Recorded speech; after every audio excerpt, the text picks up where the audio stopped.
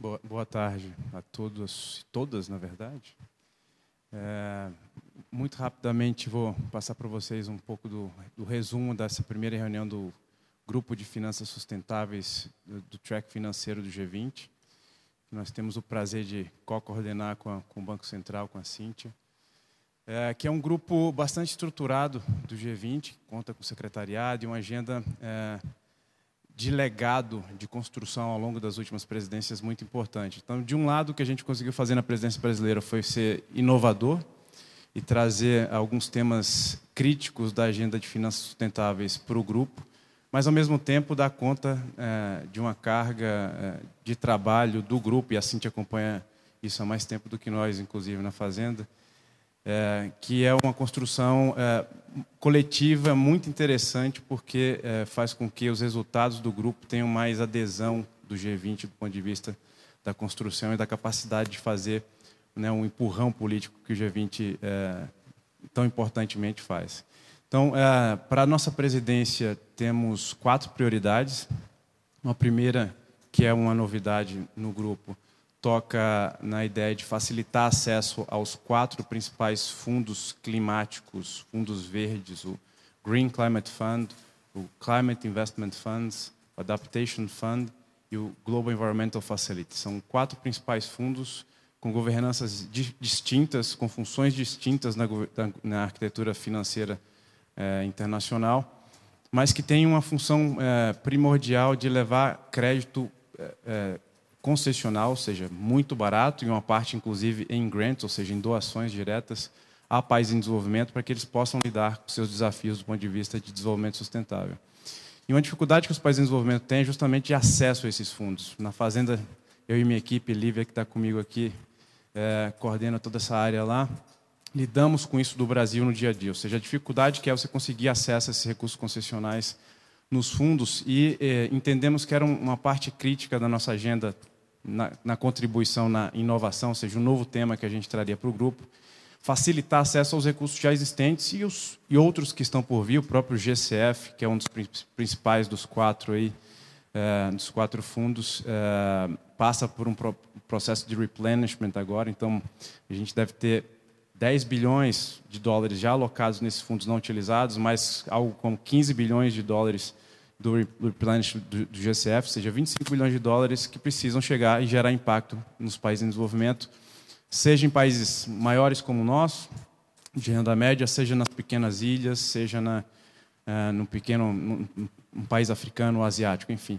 Então, a facilitação de acesso a esses fundos é crítico, acho que conecta bem com a própria necessidade nossa, né, bem colocada no plano de transformação ecológica pelo ministro Haddad, mas também conecta plenamente com a agenda de política externa do Brasil, do presidente Lula, que é uma agenda de solidariedade e de conexão com as necessidades dos países em desenvolvimento. Então, a gente espera, a partir do G20, por meio de um relatório de consultores, de experts independentes, que será submetido ao G20, a gente espera ter no final do ano da presidência brasileira um grande empurrão do G20 para que esses fundos facilitem o acesso e gerem mais impacto nas economias em desenvolvimento. Essa é a primeira prioridade, que foi amplamente, muito bem recebida pelo grupo e na qual a gente segue já trabalhando a partir de hoje à tarde para conseguirmos entregar no cronograma até setembro.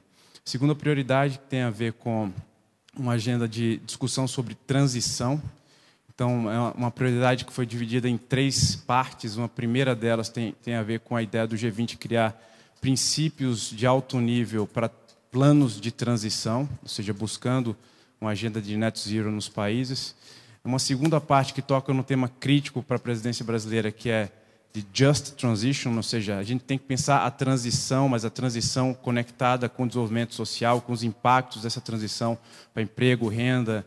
Então, assim, é algo que está muito presente nas próprias prioridades do G20 como um todo, como o presidente Lula colocou, né? A necessidade de a gente conectar o social e o climático numa mesma abordagem, que, na verdade, está por trás do próprio plano de transformação ecológica lançado pelo ministro Haddad na coordenação com toda a esplanada.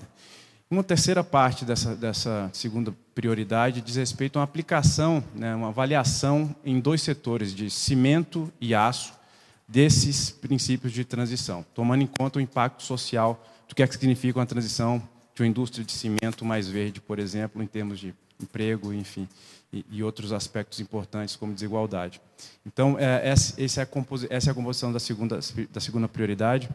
A terceira, vou deixar que a Cíntia, inclusive, detalhe um pouco mais, tem a ver com uma agenda muito importante que o Banco Central tem liderado e que a gente vai conseguir, na nossa presidência, abordar, que são os custos de implementação de disclosure, em especial em economias em desenvolvimento e mais especificamente em pequenas e médias empresas. A Cíntia já entra em detalhes sobre isso. E uma quarta prioridade que tem a ver com uma ideia de discutir financiamento de soluções baseadas em natureza. Então, toda a agenda que envolve preservação, conservação, bioeconomia, bioenergia, ou seja, debaixo desse guarda-chuva de soluções baseadas na natureza, você tem uma série de aspectos que são críticos para a agenda de desenvolvimento sustentável nas nossas economias. E o que a gente espera fazer é uma avaliação de 12 casos de sucesso que usaram mecanismos diversos, instrumentos diversos financeiros, mas especialmente instrumentos de blended finance, ou seja, que juntaram recursos públicos, recursos privados, de bancos multilaterais, de bancos nacionais, e conseguiram gerar impacto efetivo em economias emergentes e países em desenvolvimento, tendo em conta um espectro bastante amplo, e a ideia é que os 12 casos sejam, de novo, consigam dar conta disso. A gente vai ter, então, casos específicos de pequenas ilhas, que têm, obviamente, demandas muito diferentes das que a gente tem no Brasil, casos brasileiros de sucesso, casos que conectam com os próprios recursos concessionais dos fundos, outros casos que não. E a ideia é que a gente consiga, por meio dessa prioridade, fazer com que os instrumentos financeiros fiquem mais claros e possam ser replicados, eventualmente, em contextos semelhantes. E por que isso é importante? Porque uma das dificuldades dos países em desenvolvimento para acessar recursos nos fundos tem a ver com a capacidade de gerar bons projetos e bons programas. Então, o próprio grupo já construiu na presidência indiana o Technical Assistance Action Plan, que é um plano de ação voltado justamente a uma agenda de assistência técnica. E para ter acesso facilitado, como a gente pretende que os fundos consigam fazer na agenda de uma revisão de acesso por meio da primeira prioridade, ao mesmo tempo dá para eles um pouco mais de boa análise de instrumentos, né? Ou seja, a ideia é a gente criar um pequeno pacote de bons instrumentos que possam cobrir uma boa parte dessa agenda de nature-based, então preservação, conservação, bioeconomia, e que eventualmente possam ser replicados, né, num contexto semelhante. Então, obviamente, o que vai ser aplicado para uma pequena ilha dificilmente vai ser aplicado para o Brasil em um projeto semelhante, mas muitas outras pequenas ilhas podem, enfim, tirar proveito daquilo que a gente vai entregar na nossa presidência, que é a avaliação do instrumento de sucesso de blended finance para financiamento de natureza. Então, essas são as 4 grandes prioridades. Queria aproveitar, então, pedir já desculpas por ter me alongado demais e passar a palavra para a Cíntia. Por favor, Cíntia.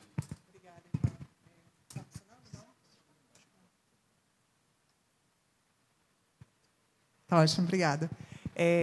Bom, então, complementando, né, o que o Ivan falou, o Banco Central, né, ele participa do grupo de finanças sustentáveis junto com o pessoal dos Ministérios de Finanças, né, e, obviamente, a gente está acompanhando todas as discussões das prioridades, temos elementos, né, que são de interesse dos bancos centrais também dentro dessa agenda, nas prioridades, nas 4 prioridades, mas a gente está, diria assim, que capitaneando a terceira prioridade, que está relacionada com os desafios, os benefícios, né, e os desafios de implementação dos relatórios de informações relacionadas ao clima.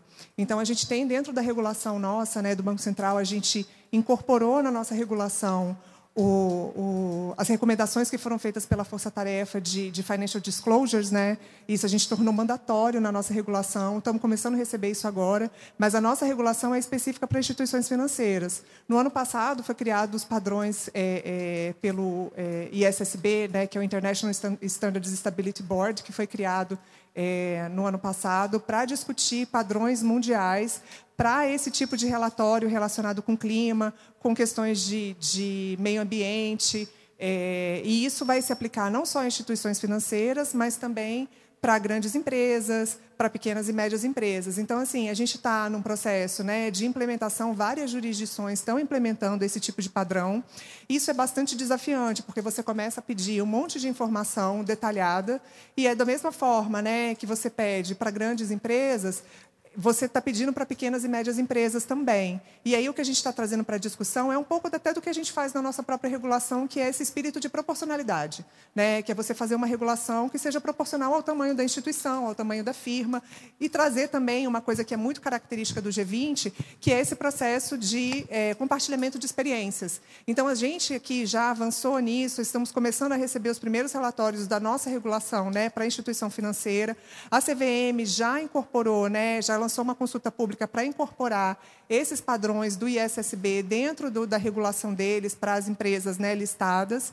E o que a gente está, né, vendo é que tem várias jurisdições que estão adotando esses padrões, mas que, de fato, têm os seus desafios, não só na forma de coletar informações, quais são as informações que são pedidas, o nível de granularidade, a qualidade de informação que é coletada. Então, são muitos desafios, né? E se você for pensar, é óbvio que é muito diferente uma grande empresa que tem toda uma estrutura para fazer isso, é diferente numa pequena empresa que talvez não tenha essa estrutura. E aí isso se conecta com essa parte de assistência técnica também, do que você precisa prover para você fazer com que essas empresas consigam, de fato, também reportar essas informações com qualidade, sabendo que isso faz com que elas se tornem competitivas também, porque isso está sendo requerido, né? O mercado quer investir em empresas que são responsáveis, né, em termos sociais, ambientais. Então, assim, isso é o tipo de informação que é importante para que elas estejam posicionadas no mercado, não só as grandes empresas, mas as pequenas também. Então, assim, cumprir com esses requerimentos é sempre um desafio. E aí a gente está querendo, né, avançar nesse processo, até olhar também para outros tipos de requerimento. Tem discussões sobre você trazer relatórios a respeito de impactos sociais, impactos sobre desigualdade. E para você avançar nisso, é importante você tirar as lições do que já foi feito, né, de como que a gente está fazendo, o que as outras jurisdições estão fazendo. Então, é basicamente isso assim, que a gente está trazendo para o grupo, né? Foi uma proposta bem aceita. Acho que, né, acho que está todo mundo bastante interessado assim, né, nessa discussão. Assim, quem já implementou está enfrentando esses desafios, e quem ainda não implementou quer tirar as lições para poder fazer, né, começar o seu processo da melhor maneira possível. Então, eu acho que isso é uma coisa bem interessante. Assim. Uma coisa que o Ivan falou assim, a respeito desse grupo, né, ele é um grupo que ele ficou um pouco dormente durante alguns anos e foi reativado em 2021 na presidência italiana. E ele é um grupo bastante estruturado, assim, ele tem um site próprio, né? Então, assim, tem muita informação, se vocês quiserem pesquisar depois, tem bastante informação no site depois eu vou passar para a Thaís, eu esqueci, é sfwg.org, se eu não me engano, mas eu não tenho certeza agora. Depois eu passo para ela. E eu acho que é bem interessante, assim, até para vocês verem, porque quando ele foi criado em 2021, foi construído um roteiro de ações para serem tomadas durante vários anos. Então, o que a gente vai fazendo ao longo das presidências é trazer, cada presidência vai trazer um pouco das suas prioridades, né, mas, de alguma maneira, conectado com aquilo que foi negociado lá atrás, em 2021. Né? Então, você tem um roteiro de coisas que você gostaria de alcançar, né, para poder atingir ali os objetivos do grupo, e isso está sendo trabalhado ao longo dos anos, e cada presidência vem trazendo alguns elementos novos ligados com a sua própria agenda. Né? A nossa agenda está ligada à agenda macro da presidência, né? Tem muitos elementos importantes da agenda, né, que foi anunciada pelo presidente Lula, e aí cada grupo de trabalho vai se conectando com essa agenda macro, né? E no caso do grupo de finanças sustentáveis isso está bem claro. Né? Eu acho que isso é bastante legal.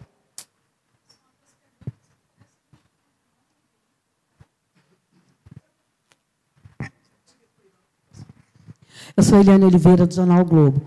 A minha pergunta é mais voltada para os fundos verdes.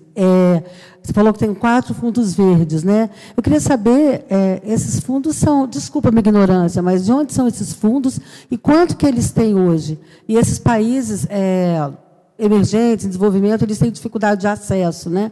O Brasil também se enquadraria nisso? Perfeito, obrigado pela pergunta. Na verdade, tem mais do que 4. Os 4 são os principais que a gente resolveu tomar pelo volume de recursos que eles já mobilizaram. Né? E, sim, o Brasil também se enquadra entre aqueles que têm dificuldade de acesso. Como eu disse, cada um dos 4, né, para tomar só os 4 que a gente vai ter em conta no G20, tem uma governança muito diferente. Alguns têm vinculação direta com a própria COP, né? Os mandatos da COP são o GCF, por exemplo, GEF também. Outros foram criados, inclusive os CIFs, por exemplo, foi criado, são 2 fundos que compõem o CIF, mas os CIFs foram criados antes do GCF e deveriam deixar de existir em algum momento. Depois se viu que ele deveria continuar, porque teriam questões específicas e a flexibilidade que os CIFs têm, por exemplo, em termos de governança, que é muito maior do que a do GCF, faz com que ele, inclusive, entre os 4, seja aquele que, na minha avaliação, consegue entregar mais rápido. Então, essa dificuldade de, no fundo, você tem governanças diferentes com mandatos diferentes. Portanto, no Brasil também, quem representa o país, inclusive, em cada um dos boards dos fundos, são instituições diferentes. Então, por exemplo, para os CIFs, eu e Lívia, minha adjunta, sentamos no board representando o Brasil na diretoria dos fundos, como país cliente. GCF, você já tem uma constituency de vários países em que é o Itamaraty que nos representa e a gente dá apoio porque somos autoridade nacional designada, ou seja, todos os projetos que vão para o GCF passam pela minha área na Fazenda, assim como para os CIFs, mas no caso dos CIFs a gente tem esse papel de governança também. Então, no final dos contos, você tem uma estrutura de governança muito diversa e com isso você tem também formas de entrega dos recursos bastante diversas. E para pegar talvez o mais difícil dos 4, que é o GCF, o Green Climate Fund, a gente tem um processo no GCF de acreditação das instituições que vão poder ir até o GCF pedir recurso. E no caso do Brasil, a gente tem BNDES e Caixa para recursos concessionais e Funbil também naquilo que toca a grants, a doações. Infelizmente, pela burocracia que se conseguir aprovação, né, de recursos no GCF, o próprio BNDES, que é uma instituição que tem grande capacidade de construção de projetos, e, enfim, não preciso apresentar o BNDES, enfim, é um dos maiores bancos do mundo, muitas vezes não se sente muito confortável em perder tanto tempo, entre aspas, ou seja, em despender tanto tempo para muitas vezes, recursos muito pequenos, em um processo que é muito custoso. A gente tem alguns casos de recursos, por exemplo, do GCF, que hoje estão aplicados no Brasil, que chegaram por meio de outras entidades acreditadas internacionais, como o FIDA, por exemplo, em que o processo demorou 7 anos. Então, hoje, o maior programa do FIDA, que é o Fundo Internacional para o Desenvolvimento da Agricultura no Brasil, das Nações Unidas, tem recursos do GCF, que o próprio FIDA foi até o GCF conseguir esses recursos. Inclusive, depois, em parceria com o BNDES, hoje é uma das maiores entregas em termos de agricultura familiar resiliente no Nordeste. Então, é recurso concessional que veio do GCF para o Brasil graças aos aportes que o FIDA conseguiu depois de anos de peleja com a burocracia do GCF. Portanto, quebrar essa burocracia, fazer com que a gente tenha acesso facilitado, uma acreditação mais rápida e o processo, né, de aprovação no board do GCF, por exemplo, é parte da nossa agenda no G20. Uma das principais entregas nossas no grupo de finanças sustentáveis.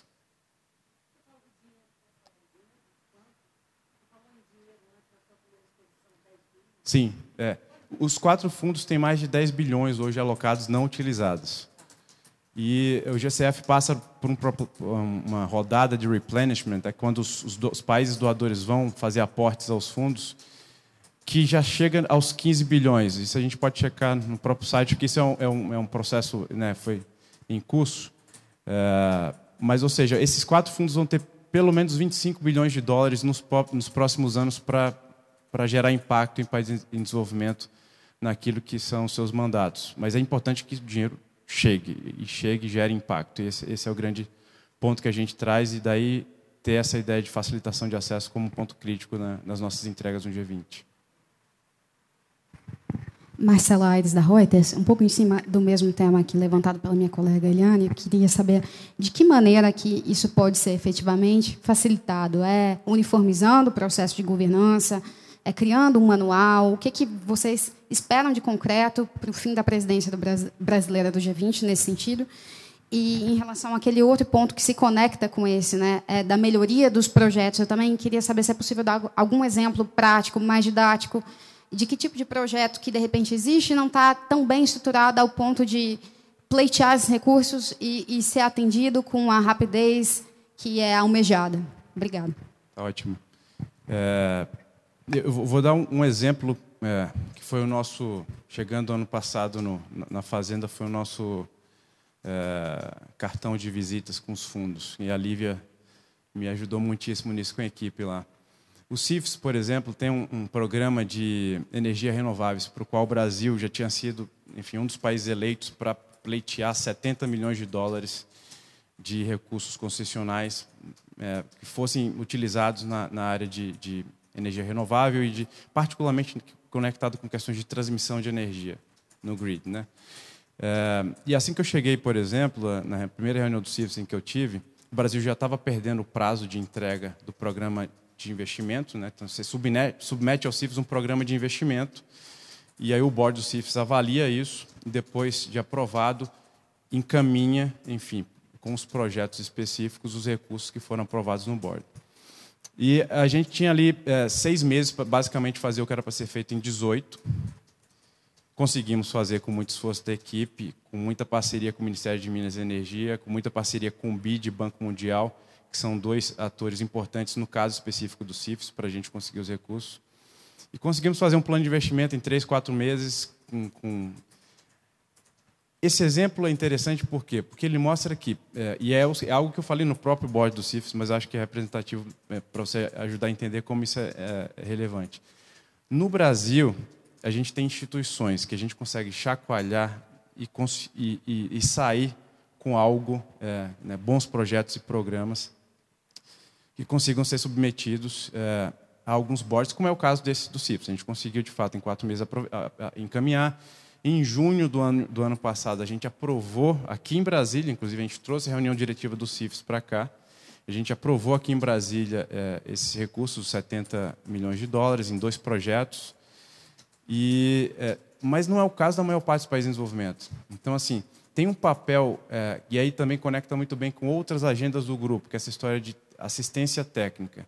Assistência técnica e o papel dos próprios bancos multilaterais é fundamental para a gente conseguir entregar, porque não vou citar país aqui para ser indelicado, mas uma pequena ilha com uma estrutura muito, muito pequena, mesmo dentro da, né, burocracia estatal, em que, sei lá, um secretário tem 10 pessoas trabalhando com ele para cuidar de toda a área internacional daquela ilha, dificilmente vai conseguir, e é isso que a gente vê no dia a dia nos fundos, acompanhando os fundos, submeter nos prazos, muitas vezes não tem um projeto que consiga abarcar todos os recursos que foram alocados para aquele país no programa. Então, assim, de um lado tem, junto com a facilitação de acesso que vai vir, e você tocou no ponto central, templates de acesso. O que a gente quer é simplificar ao máximo o processo. Os recursos são concessionais e voltados a questões muito semelhantes. Não tem por que os recursos do GCF terem um escrutínio tão detalhado, tão demorado, e ser tão diferente daquilo que a gente tem no CIFS, por exemplo, que é um bom exemplo entre os 4 de ser um pouco mais ágil. Então, templates de acesso que facilitem a vida do cliente, falar, bom, eu tenho uma agenda aqui que toca em energia renovável e preciso muito de concessional para fazer acontecer. Então, eu preencho o meu template e vejo que fundo tem um mandato para cuidar daquele tema e submeto a ele. Então, esse é um dos temas, acho que críticos na agenda de facilitação de acesso, além de outros que envolvem, inclusive, a própria interação dos fundos com atores relevantes, como os bancos multilaterais. Então, assim, para alguns, muitas vezes, a conexão do concessional, ou seja, dinheiro muito barato, taxas de 0,75%, 0,5%, 1% ao ano, para países em desenvolvimento, casado com aportes mais substantivos de bancos multilaterais como o BID, Banco Mundial, NDB, AIB, fazem com que você consiga sair de pequenas escalas, que no fundo é um pouco do que esses fundos nos entregam no dia a dia, ganhar um pouco mais de escala e gerar mais impacto. Portanto, também alcançar um pouco mais aquilo que são as necessidades dos países em relação a financiamento para projetos de desenvolvimento sustentável.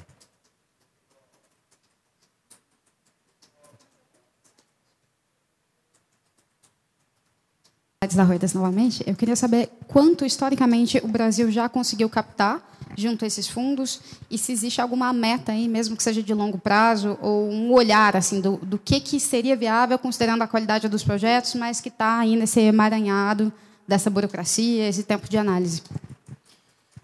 Para cada fundo a gente tem uma história diferente, a gente pode passar depois aqui o histórico de acesso. Por exemplo, no CIFS, que eu tenho de cabeça um pouco mais presente pela participação no board com mais frequência, até junho do ano passado, quando a gente aprovou os 70 milhões, o histórico do CIFS no Brasil era 100 milhões de dólares. Então, assim, daí a importância dos 70 milhões aqui em Brasília. Ou seja, no fundo, a gente estava quase que duplicando todo o acesso a recursos do CIFS em uma única reunião. Segundo ponto é uma agenda nossa na Fazenda, e que aí casa muito bem com essa agenda internacional voltada ao G20, é a gente fazer programas país com os fundos que nos permitam ter um uso mais estratégico desse recurso. Por exemplo, hoje minha equipe trabalha no Nature, People and Climate Program, NPC, que é um novo programa do CIFS, para o qual o Brasil foi convidado a ser, enfim, um dos países eleitos, né, tem uma série de seleção de critérios ali, de 50 milhões de dólares, muito voltados a comunidades, né, em regiões onde você ainda precisa preservar ou conservar, enfim. Estamos montando um plano de investimento para ser submetido ao board. Para um país como o nosso, pequenas parcelas de 50 milhões, 40 milhões, 70 milhões, muitas vezes não tem a dimensão estratégica que a gente espera desses recursos concessionais. Então, por exemplo, está em curso, e isso inclusive é parte do plano de transformação ecológica, uma das ações do plano, a montagem de um programa país do Brasil junto ao CIFS, em que a gente consiga trabalhar estrategicamente o uso do concessional, ou seja, que a gente, governo brasileiro, consiga identificar programas onde a gente entende que o concessional é fundamental e que, de fato, vai fazer com que você escale, consiga trazer outros atores para uma agenda e assim, fazer um uso mais estratégico, de acordo com os interesses brasileiros, dos recursos do fundo, mas também sair dos recursos, digamos, muito picotados, ou seja, de 50, 70, 40, e ter recursos em um montante mais substantivo, como outros países já fizeram. Então, parte do plano de transformação, por exemplo, significa ter uma abordagem mais estratégica junto aos fundos, que é algo que os outros países também podem pensar em fazer, mas, claro, essa é uma agenda de dimensão doméstica, conectada com o internacional. Não é isso que a gente vai tratar no G20, mas o G20, ao facilitar acesso aos fundos, vai estar exatamente complementando essa agenda estratégica que a gente espera ter com os fundos ao longo dos próximos anos.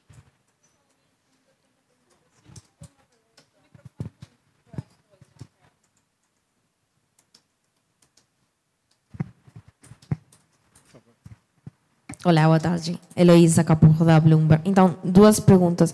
Acho que do lado da Fazenda mencionaram como um dos objetivos a avaliação nas indústrias de cimento e aço da transição. Eu queria saber por que essas duas indústrias especificamente. E depois, para o BC, um pouco saber qual foi a recepção, né, de tipo realmente discutir essa questão da regulação sustentável, que os outros países falaram. Se vocês saíram dessa reunião com uma avaliação de quantos países realmente têm já um plano similar do que o Brasil já tem, né? Eu vou começar. A recepção foi muito boa. Assim, a gente não mapeou ainda, né, exatamente quem já está, né, já avançado nisso. Isso é uma das coisas que a gente vai fazer, justamente trazer essa coisa de compartilhar as experiências, e cada um ali vai ter um momento onde cada membro traz, né, olha, eu já fiz isso, eu já avancei dessa maneira nessa agenda, e eu estou vendo esses benefícios, eu estou indo por esse caminho. Existem algumas iniciativas regionais, né, que já foram feitas, por exemplo, na Europa, os Estados Unidos também já está avançando nisso. Então, assim, é um pouco da gente aprender com o outro o que já está sendo feito, né? E isso vai ser parte desse processo ao longo desse ano de compartilhamento dessas experiências. E o que a gente sentiu foi realmente uma recepção muito boa em relação ao que foi proposto, porque não só, né, nós aqui vemos um pouco dessa coisa, entendemos a importância de você trazer isso para o sistema financeiro, né, para as empresas, mas, ao mesmo tempo, entendemos que de fato, tem os seus desafios, né? E isso foi sentido por vários, inclusive, né, economias avançadas também entendem que pequenas e médias empresas precisam ser levadas em consideração, né? Então, assim, acho que é uma coisa que foi bastante consensual, assim, de que, né, precisamos. Isso é um tema importante a ser discutido nesse grupo, né? Acho que temos um ambiente adequado, né, a representação adequada para a gente poder levar essa discussão para o grupo. Então, foi bastante bem recepcionado. E imaginamos que vamos ter, né, isso no final do processo, aprender com as lições uns dos outros e poder até fazer, né, aprimorar a nossa própria regulação, aprimorar a nossa forma de trabalhar, falar sobre ferramentas, né? Isso é uma coisa que desculpa, eu esqueci de falar, assim, que é uma coisa de que tipo de ferramentas que estão sendo usadas, né? Tem ferramentas tecnológicas, a forma de você tratar os dados, verificação da qualidade dos dados. Então, assim, um pouco disso também da gente tentar aprender com os outros, né? O que eles estão fazendo nesse sentido, para avaliar se isso é implementável também, vai facilitar o nosso trabalho aqui, não só do BC, mas dos reguladores no geral, né? Então, acho que isso foi muito bem recepcionado. Sobre os dois setores, na verdade, vocês devem ter percebido, quem está acompanhando o track financeiro, a gente tem uma dinâmica de co-chairs em cada grupo. Então, no caso do nosso grupo, a gente tem China e Estados Unidos como co-chairs. E a gente precisava chegar a dois setores. Então, a gente começou a elencar junto com eles uma série de setores que seriam interessantes para avaliação. Até que decidimos os três, Brasil, China e Estados Unidos, que dois setores que mais de base, cimento e aço, talvez fossem interessantes para se iniciar um processo de análise, o que não nos impede de, eventualmente, seguir adiante com, inclusive nas próximas presidências, com novos estudos em outros setores. Mas precisávamos começar por algum lugar e, conjuntamente, tomamos a decisão de que esses dois seriam bons setores para análise ao longo do tempo. Não dá para fazer tudo ao mesmo tempo. Então, e são, de novo, setores que têm um impacto importante na base, né, da economia.